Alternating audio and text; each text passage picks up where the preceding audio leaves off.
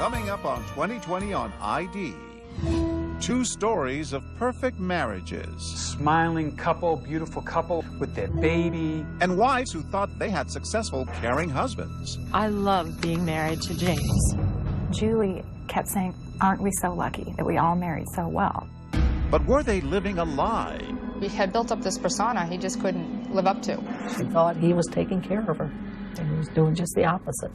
Love turns to murder, and soulmates become prime suspects. I am truly in the presence of an evil person. Deadly deceptions. Welcome to 2020 on ID. I'm John Quinones. By the time most couples are standing at the altar saying, I do, they know each other pretty well.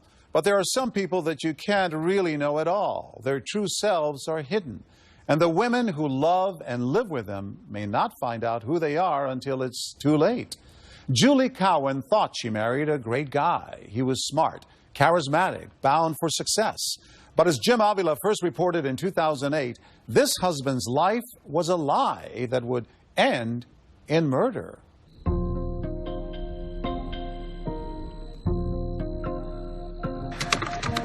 I've been married for 5 years. We've had our ups and downs, but for 95% of it, I love being married to James. These are notes from Julie, the life of a farm girl, unfolding in messages to friends, her dreams of motherhood. I think, well, the plan is to start trying in the fall. James is completely okay with it. Actually, I think he's ready. Of making the academic big time. Hey ladies, I just wanted to share my exciting news. My husband James has been accepted to Harvard Business School. Then emails suddenly filled with fear when Julie began suffering mysterious symptoms. I had garbled speech and unable to move my legs and arms and hands. At least I have my MRI done last night, so hopefully I will know more in a week what's going on. 1 week later, 31-year-old Julie Cowan was dead. But how and why? Turns out that buried in those emails to friends about her wonderful life was a clue to her death, a clue that would go undiscovered for a very long time. Julie Cowan's life story began as a love story on this peaceful Baptist college campus in Missouri, where she met a copper-headed charmer named James Cowan. Layla Wilmore was one of Julie's best friends. She was sending me letters, calling me and telling me, hey, I met this guy. And, oh, you know, I don't know what's happening, but I think I'm falling for him. Julie's parents, Nancy and Jack Oldag, were impressed with James, too. I thought he was a very nice, intelligent, witty, fine young fella. Extremely good people skills. I was just amazed, you know, that men 19, 20 years old could be as comfortable talking to strangers as he was. Soon, Julie and James married, settling down in Kansas City. I wish sometimes I could clone my husband for some of my girlfriends that are in bad relationships. He is the light of my life. Julie became a nurse, but James never graduated. Instead, he got a job in radio, eventually becoming a popular local personality known by the initials JP. I felt happy and I felt complete and I felt as whole as I could be. He was an ambitious up-and-comer with a sense of style, say colleagues like Tony Messenger and Ellen Schenk. You know, JP liked the trappings of success. I mean, he had the Rolex and the three-piece suit. I saw him driving a Jaguar. He was a bigger-than-life sort of character. He was sort of, you know, the one you expected to watch and end up at the networks. Although both worked hard, James branching out from radio to a job in marketing at a company called The Learning Exchange, Julie worried about James's big spending ways. I think every 2 years he got a different car. And that was an issue with their marriage. Julie didn't think that was necessary for him to drive these fancy, expensive cars. He looked on it as a status symbol, and Julie didn't. Money is always an issue. He married Miss Farm Girl, who came from working her ass off for very little. James works hard, but he dreams hard. Then, in 2004, it seemed all James's dreaming was paying off. Despite not graduating college, James announced he'd managed to get into the ultra-prestigious Harvard Business School. Mr. Cowan, the letter read, I would like to congratulate you on your acceptance to the MBA program. We look forward to seeing you in the yard this fall. Julie had strong Midwest roots, and moving across country back east meant leaving her close family and her friends behind. But she was willing to make that sacrifice for James. So the couple moved to Waltham, Massachusetts, and rented this house on School Street. James had worked out a deal to keep his job at the Learning Exchange while going to Harvard. Julie kept saying over and over, aren't we so lucky that we all married so well? And all was well until 8 months after the couple's move to Massachusetts. The Cowens' world turns upside down. She woke up in the middle of the night and her motor skills were all out of whack and slurred speech. Yeah, and that she couldn't talk right. And she said she woke James up and told her, you need to take me to the hospital. She was in the hospital for 3 days. After a battery of tests, disturbing news. Julie had a chronic kidney disease, and sometime in the future, she'd need dialysis. But even that could not explain the severity of Julie's symptoms. I'm still in the crisis shock stage. They have not totally ruled out cancer, so I pray that isn't what's going on. I'm sure my illness is scaring James more than he'll let on. I hate seeing the worry on his face. All I can do is wait and think positively. Julie. Then, just 2 weeks later, Labor Day weekend, James drives Julie back to the emergency room. By the time she sees a doctor, she cannot walk or talk. Back in Missouri, the Oldags get a call from James. He said Julie had another attack and that she was in the hospital again. And how was his demeanor this time? He didn't seem very alarmed. A short time later, Julie slips into a coma. Still stumped, doctors now began to suspect a more sinister explanation and test her blood for a toxin called ethylene glycol, commonly found in antifreeze. In high doses, it can cause the exact symptoms Julie Cowen is now suffering. The test comes back positive. By now, the Oldags have arrived at the hospital. They told us that they were 100% sure she had ethylene glycol in her system. And could you figure any reason why that would be in her system? And that's what set my head spinning. How could this have happened? But though ethylene glycol poisoning is treatable, it was too late for Julie. We realized that we were going to have to take her off from the life support, and there was no hope. Faced with Julie's imminent death, the Oldags make a painful decision to take a trip to the Waltham police station without telling James. And we said, we're just going for a drive. So you weren't telling him you were going to the police? No, absolutely not. In fact, you kind of hid that from him. Yeah, absolutely. Mr. Oldag said, I don't understand how this can happen. James and Julie were the only two in the house that day, and I know she didn't do it. Police are about to discover Julie's husband had a secret life. Stay with us.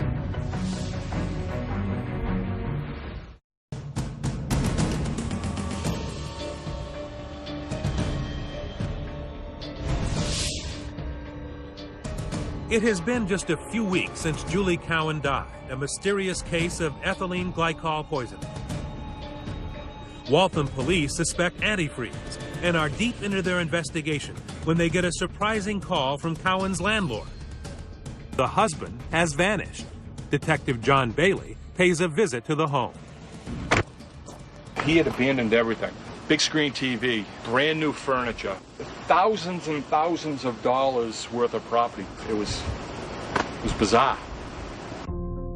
James Cowen had headed back to his hometown, Jefferson City, Missouri, and a new job as the host of a radio talk show at KLIK. My wife Julie passed away in September. I came back to Jefferson City. I just decided this is the place where I'm supposed to be. Good to have you back, buddy. Thank you, sir. Party line, 9 o'clock. Around town, James had been telling people two stories about Julie's death. Some that she died of a tragic illness, others that she committed suicide. Either way, James seemed ready to start a new life. He had just started dating somebody, and he seemed to be very interested in kind of settling down and maybe having kids. But close family and friends like Layla and Ted Wilmore knew the real story, that Julie had died of ethylene glycol poisoning, and police were asking a lot of questions about James. He was their prime suspect.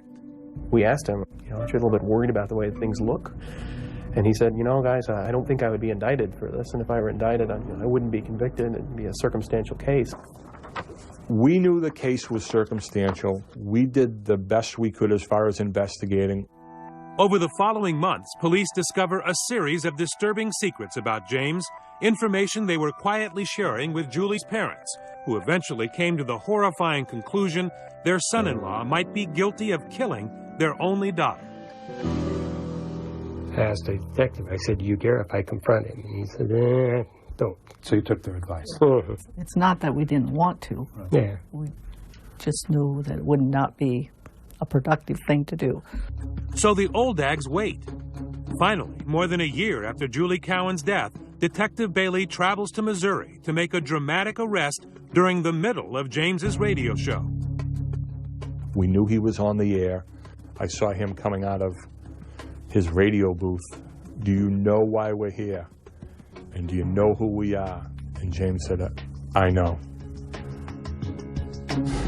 What did you think when you heard James had been arrested? I was very, very happy that they finally decided they had enough evidence to bring him to court. Cowan is accused of slowly and methodically poisoning his wife to death behind the closed doors of their supposedly happy home. The charge is first-degree murder, the motive yet to be explained. Guilty or not guilty? Not guilty. On one side of the courtroom, Julie's parents. On the other, James's mother, Betty. In the defendant's chair, James sits by calmly as his attorney points out the weaknesses in the prosecution's case. There are no eyewitnesses here. There is no physical evidence. There is no confession or admission by James Cowan. He kind of sat there with a halfway grin on his face, thinking that he was probably going to get away with this. With no direct evidence, prosecutors attacked James's credibility, starting with his supposed acceptance letter to Harvard Business School. It had looked convincing to Cowan's former boss. I would like to congratulate you on your acceptance to the Harvard Business School MBA program. And it is signed by Britt K. Dewey. Yes, I'm Britt K. Dewey. That is not my signature. The letter was a fake. Turns out, all the time Cowan was supposed to be going to Harvard and working, he was doing neither. I fired JP. Fired after his boss found out about another Cowan deception. He had been stealing money from the company and apparently forged yet another signature on a contract to cover his tracks. It is not my signature. Faced with the prospect of having to tell his wife that he was now accused of fraud, that his job was lost, and that whole story about the Harvard Business School was a big lie, prosecutors say James Cowan was desperate, his house of cards collapsing. Prosecutors say money was the motive. The Cowans were broke, and James hoped to cash in on his wife's $250,000 life insurance policy by killing her. In mid-August, just before Julie became ill, investigators testified someone using James Cowan's computer Googled these terms: homemade poisons, ricin, chloroform poisoning, buy arsenic in Boston, and antifreeze human death. Antifreeze, which commonly contains ethylene glycol, the poison that killed Julie Cowan. When they showed the number of times he searched on how to poison someone, I think, how many times did he sit down in front of his computer and decide, I'm going to kill my wife? At any one of those times, he could have thought, well, maybe I shouldn't do this. Maybe this is wrong. But he didn't. He just kept searching and searching. Prosecutors say James probably learned online how to mask the sweet taste of antifreeze by mixing it with Gatorade, which is nearly the same color and just as sweet. That's antifreeze on the right and Gatorade on the left. Toxicologist Alphonse Poklis, who specializes in poisoning cases, has actually taste tested the toxic mixture. I took drinks of it. I didn't swallow, but I took drinks and I swashed it around in my mouth. Ethylene glycol just tasted like Gatorade. This is not the only time someone has been accused of poisoning a spouse with antifreeze. In March of 2009, Stacy Castor, the woman who became known as the Black Widow, was convicted for killing her second husband with antifreeze. And in 2007, Lynn Turner was convicted of poisoning her boyfriend, apparently with Jell-O, laced with antifreeze.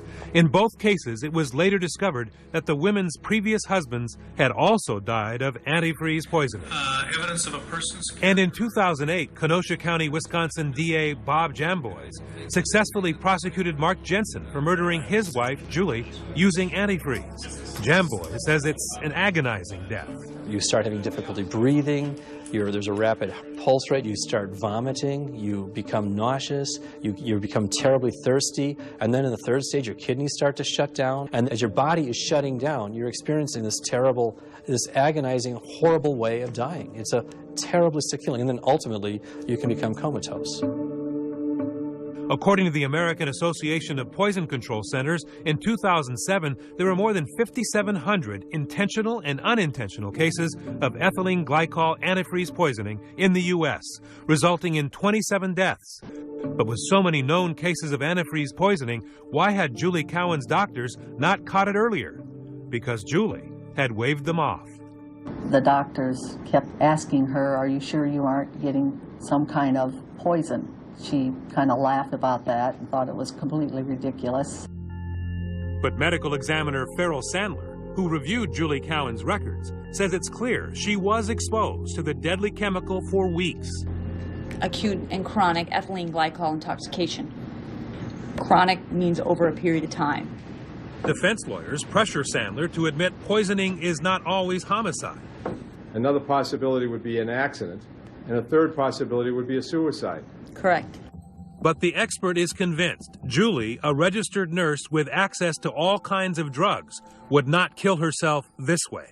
This is not a painless way to die. It didn't make sense that a nurse would put herself through that, a suffering type of extended, long death like this. So could it have been an accident?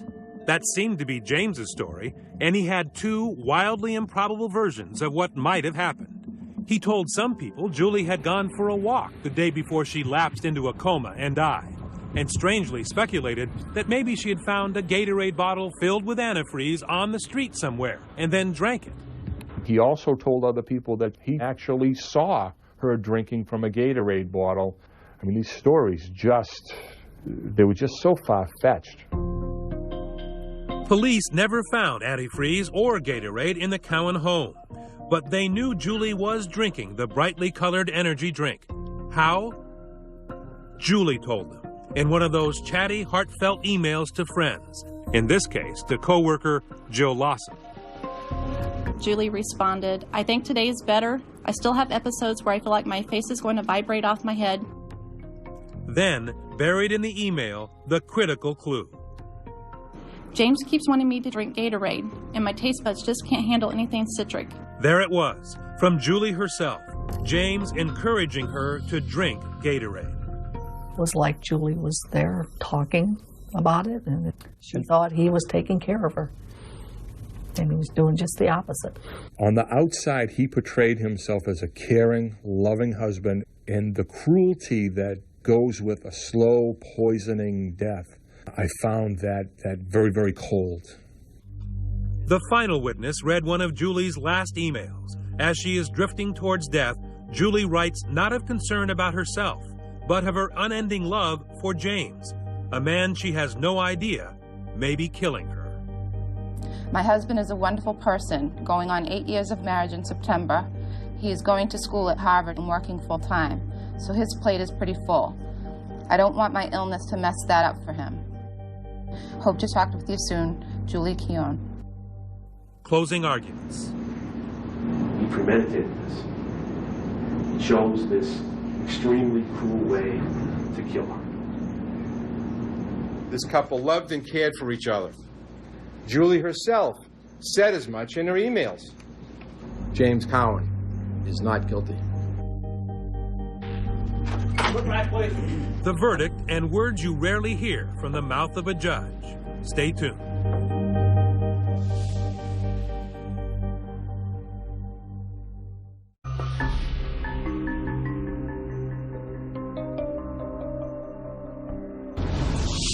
Jefferson City's news station.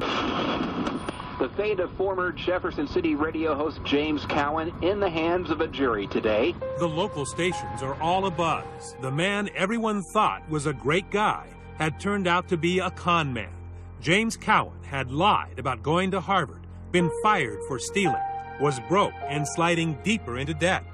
Instead of simply confessing to his wife, prosecutors say he killed her in the most painful of fashions to collect on her life insurance.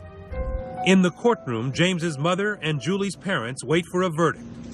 It doesn't take long. Less than 2 days for the jury to decide. What say you? Is the defendant guilty or not guilty? Guilty. First degree murder with deliberate premeditation. James's mother, Betty, his only courtroom supporter, sits alone, listening as the judge says there will be no delay. All right, you may proceed. She will sentence Cowan that very day, first giving Julie's parents a chance to finally confront their son-in-law. In my mind, James is no longer a person.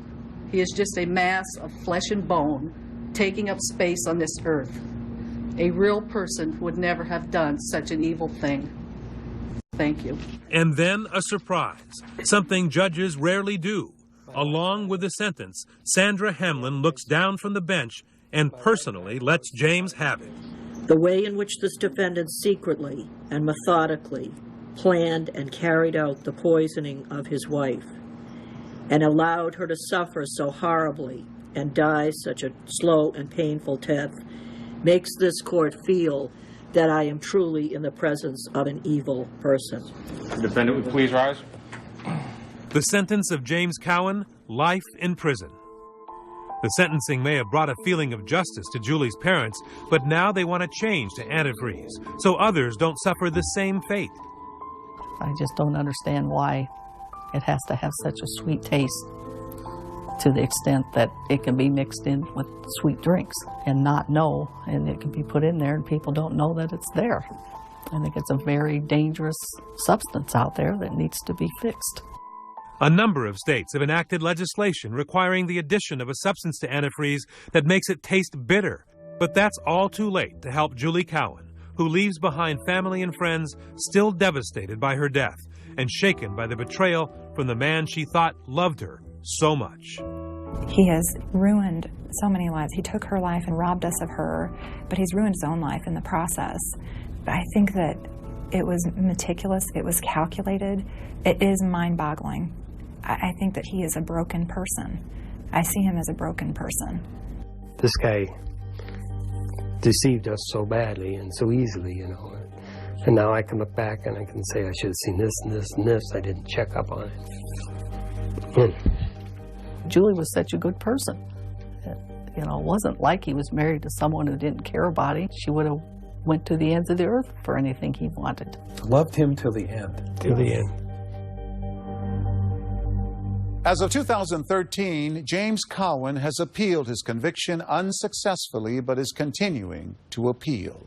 Major marketers in all 50 states now say they only sell antifreeze that includes a bitter-tasting agent.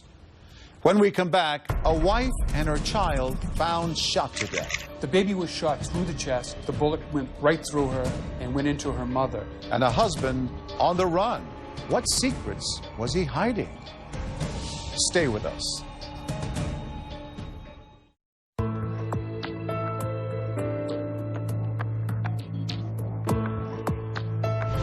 Rachel Entwistle was happily married. She had a beautiful baby daughter, and her husband had a good job and plenty of money.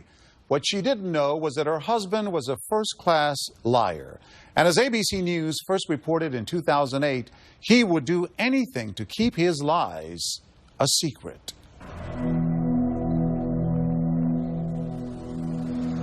On a cold Friday in Massachusetts, a white SUV cruises around the historic suburb of Hopkinton before making the 30-mile journey to Boston Logan Airport. The driver, alone but happily married with a beautiful baby daughter, is British-born 27-year-old Neil Entwistle. He parks BMW and heads toward the terminal building. There's pictures of him at ATM machines, plugging his code in. You know, this very creepy, kind of strange smile, this faraway look that he has. He doesn't seem to have enough cash in his bank account. He's going from ATM to ATM to try to get some money. He's very calm. Third time around, he gets lucky, accessing a line of credit. Entwistle buys a ticket to London's Heathrow Airport. For the first time, he's traveling back to the UK without his American family. He didn't make a single phone call to anyone. The flight departs the following morning, so he returns to the BMW and spends the night in the parking lot. When surveillance cameras capture Entwistle heading for British Airways Flight 238 at 8:20 in the morning, he's carrying no baggage, just his passport and a one-way ticket. He just looked like a nut. He just looked like he was soulless, like it was gone. Lights out for Neil Entwistle. He was leaving behind the happiest family imaginable. Just 10 days earlier, they'd rented this gracious 4-bedroom property and posted pictures online so that family in the UK could share in their happiness. Smiling couple, beautiful couple on their honeymoon with their baby. The photographs show a classic, happy, loving family. Neil is hoisting Lily to put Christmas ornaments on top of a tree, and he's laying down on the floor with his baby girl on his belly, and it's all classic images of new dads. And he didn't strike anyone as being anything other than that. Neil's wife Rachel was planning a big housewarming party for the coming weekend. She has this new baby. She's 9 months old. She wants her friends to know, look at, I've arrived, look at my fantastic life. But on Friday afternoon, the same day that husband Neil had gone to the airport, Rachel and their infant daughter Lillian were nowhere to be found. When repeated calls went unanswered, Rachel's mother Priscilla knocked on the door and heard only the dog barking inside. She called Hopkinton police, who made a quick walk through the house, saw nothing out of order, and then began searching the neighborhood. By morning, the family was frantic. Rachel's stepfather, Joe Matarazzo, called his old friend, former Boston cop, Joe Flaherty. He needed some help that they couldn't find Rachel and Neil and the baby. Flaherty asked police to search the house again. This time, an overwhelming stench led them straight to the master bedroom. Hidden beneath the stillness of an unmade bed lay Rachel Entwistle and daughter Lillian. They'd been shot dead at point-blank range. The baby was shot through the chest. The bullet went right through her, went out her back, and went into her mother. The medical examiner testified that her kidney was macerated, and that means it was just liquefied. And then the mother was shot a second time. She was shot in the brain. The bullets broke into 2 fragments, and they both lodged in her frontal lobes. Why would anyone want to commit such a horrific double murder and devastate the newfound joy of this loving mother and child? Police immediately set about trying to contact the only surviving member of the family. They didn't know whether Neil was going to be found in the trunk of a car somewhere, and it could have been a home invasion. Something terrible could have happened to the whole family. 3 days later, State Trooper Bobby Manning reached Entwistle by telephone at his parents' home in the north of England. He was preparing to describe this unspeakable crime to a much-loved husband and father. But it soon became apparent that Neil Entwistle himself had seen the dead bodies in the master bedroom. Yet, inexplicably, he didn't call for help. I pulled the covers back, and that's when I saw Lily. Lily was such a mess. He pursued a line of question which revealed that Neil Entwistle must have, or in all likelihood, had information about how they were killed, because Neil Entwistle revealed facts that could not have been known to him. Their whole mouth and nose were covered. It was almost like it was bubbles. You pulled the bed sheet over them? Almost felt like I was closing them off. I don't know why I did it. Entwistle said that having encountered such a horrific scene in his own bedroom, he thought of taking his own life, using a knife on the kitchen counter. I just couldn't do it. I think it was almost the thought of how much it was going to hurt. It never crossed your mind whatsoever to call 911? No. He didn't call for an ambulance, nor did he call Rachel's parents. The police officer kept him talking for 2 hours. It was a truly professional piece of police work, and Neil fell right into the trap. As the 2-hour conversation came to a close, Neil Entwistle, grief-stricken father, had become Neil Entwistle, the prime murder suspect. A warrant was issued for his arrest. British police officers picked up Entwistle at a subway station in London and prepared to fly him back to Boston. But even as they did, it still seemed inconceivable that Neil Entwistle could have committed such an unspeakable crime. People swear up and down that this guy was a loving dad and a doting husband, and people were willing to accept Neil because Rachel was so happy. Like, she was blissful. The romance of Rachel and Neil Entwistle began on the banks of the River Ouse in York. 19-year-old Rachel had arrived at the university on a 12-month scholarship. A small but successful track athlete in high school, she was selected to Cox, the rowing team. Neil Entwistle was one of the crew. So you can just picture it. I mean, she's on the back of the boat, and, you know, they're living the college dream. Neil was immediately smitten with Rachel. She was this bubbly American. He was kind of the shy, very quiet, very reserved. And the two just kind of fell in love. Just 2.5 years after meeting at York University, their wedding would take place in Massachusetts. It was a classic New England affair, attended by both sides of their transatlantic family. People describe that wedding as glorious. Affectionately known as Enty, Rachel became the most popular teacher at St. Augustine's Catholic High School in Worcestershire. Meanwhile, husband Neil had found a job as a computer specialist, doing what he claimed was intelligence work for the British government. But he was soon disenchanted. Neil started to gripe that he'll never amount to anything. I'm just a coal miner's son. I'll never get anywhere with this accent. So, after Lillian, nicknamed Lily Bean, came along, the Entwistles made plans to start a new life in America, living with Rachel's parents until Neil could find work. The family embraced him too. Neil's father-in-law, Joe Matarazzo, included him in weekly outings to a gun club, where he practiced with Joe's .22 caliber pistol. Neil certainly acted like he was on his feet financially. He told Rachel that he was still receiving a monthly income of $10,000 from that top-secret intelligence contract back in the UK. Entwistle would even pay for the meals when the family went out to eat. It would be with a credit card. Every indication to them was that he was secure. He was secure in the relationship, and he was secure in his financial situation. But it was all a lie. Entwistle wasn't receiving money from the UK, and his credit cards, he held at least 8, were all maxed out. District Attorney Jerry Leone says it became apparent that Neil Entwistle had become an expert at hiding the truth from his family. There were two sides to Neil Entwistle. We know this because each and every day of his life, as we developed the evidence, we find that there's a Neil Entwistle that people knew by way of appearance, but now there's a Neil Entwistle we know because of what the reality was. Overdue bills and shut-off notices were mounting. Secretly, his life was unraveling. And the U.S. job search wasn't going too well either. Another even more disturbing side of Neil Entwistle later emerged when police investigators found that on the sly, he'd launched several shady internet businesses. And here's Neil. He had built up this persona he just couldn't live up to.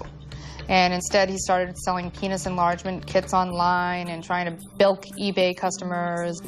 But even with angry customers refusing to pay, Entwistle would not admit to his family that he was close to broke. Instead, he kept up the ruse. The James Bond-like man of means with a cash flow problem. Nevertheless, after just a few months with the in-laws, he moved Rachel and Lillian into an expensive new home. And his private relationship with Rachel was changing too. Entwistle became obsessed with internet sex. He joined a service called Adult Friend Finder and took a picture of himself reclined in a lawn chair at the home of Rachel's parents. Naked and fully aroused, laying in his in-laws' backyard. It would have meant that he had to lay down in the backyard of the suburban house, take his clothes off, and take his own photograph. It's just shocking. Entwistle's attorney says this is not his client.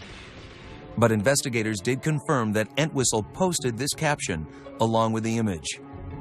"I am looking for one-on-one discreet relationships with American ladies."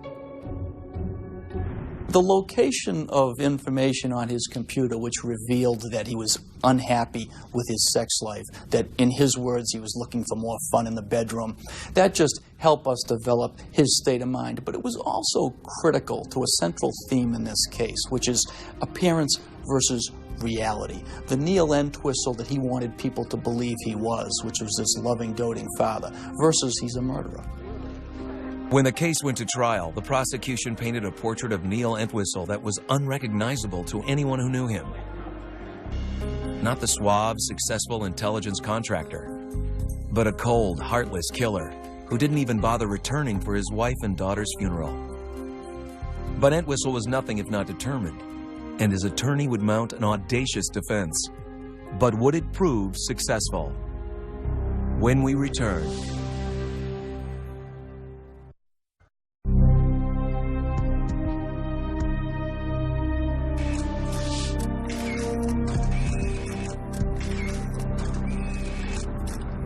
You see Neil Entwistle, and he looks like the GQ type of husband.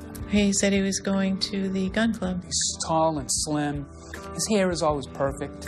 You know, he's always in control. Watching Neil in court, I almost believe that he thinks that he was the man he portrayed to the outside world. He was pleasant, he was calm, polite.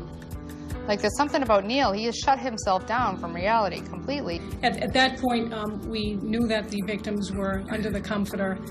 Here's a guy whose entire ego was based on this false identity. It looked consistent with a gunshot. And when Rachel started to note the little flaws in his story, that's when he snapped. What result did you get on those 2 blood tests? They were both positive. What you can't tell is how they got there. Through 12 days and 45 witnesses, Neil Entwistle displayed emotion just once, when pictures of his murdered wife and infant daughter were displayed to the jury. Apart from that, he was inscrutable. The husband, father, and brilliant mathematician would be described as a calculating killer. Ladies and gentlemen, I suggest to you, Rachel and Lillian are lying in that bed. He walks up to that bedroom, and he kills them. He shoots Rachel. He shoots Lillian. The crying and screaming coming out of Lillian, I suggest he could not handle and tolerate. He closes them out, is the word that he said. I'm closing them off. He closed them off when he covered them with that blanket. The prosecutor pointed out that Entwistle had been lying about his future and his finances. Soon, all his lies would be exposed. He took a gun from the in-laws' house, a gun that he was taught to use by his father-in-law, and murdered his baby daughter and then his wife. He went home to England and didn't even bother returning for the funeral. Neil Entwistle was closing off life as he knew it in the United States, and he was returning to life as he wanted it to be in the UK. Entwistle did not take the stand. Defense attorney Elliot Weinstein called no witnesses. Looking at what a trial is about, looking at where the burdens of proof lie, looking at the evidence that we had, we believe that failures of proof left fair and reasonable doubt, such that we didn't have to take on the responsibility of calling witnesses. In his final summation, Weinstein presented a scenario that seemed to come out of nowhere. He suggested this wasn't homicide, but suicide. The crime scene investigators only considered this a murder. They were not open to the possibility of suicide, and thus they failed to collect gunshot residue stubs from Rachel's wrists, from around her hands. He argued that Neil came home to find the bodies, and then, to save Rachel from the stigma of suicide, took the gun back to her parents' home. The prosecutor had its theory. We had an alternative view of the evidence.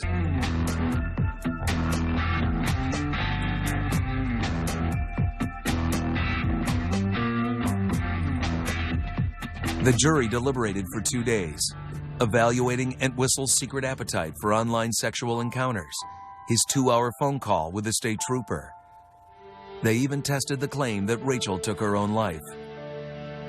There is a woman in the jury who is roughly Rachel Entwistle's size.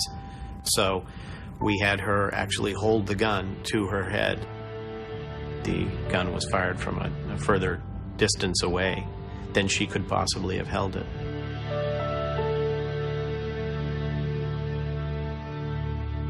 What say you foreperson?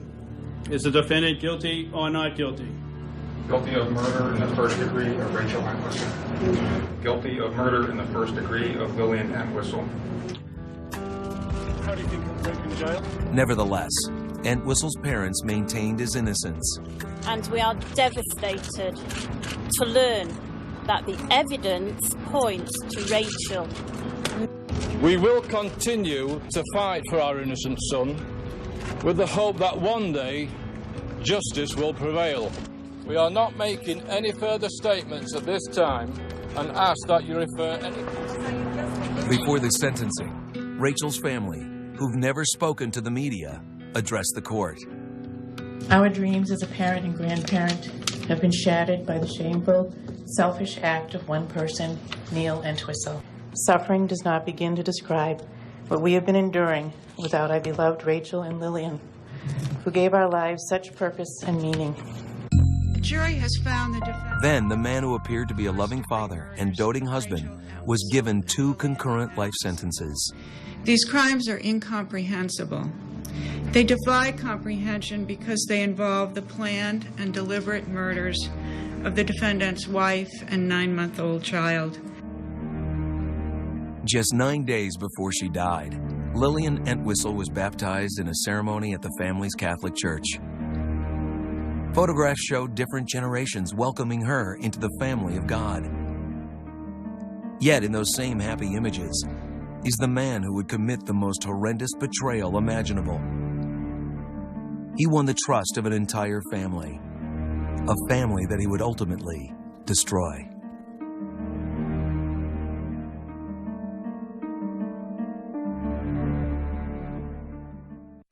As of 2013, Neil Entwistle has exhausted his appeals and remains in prison. I'm John Keenan.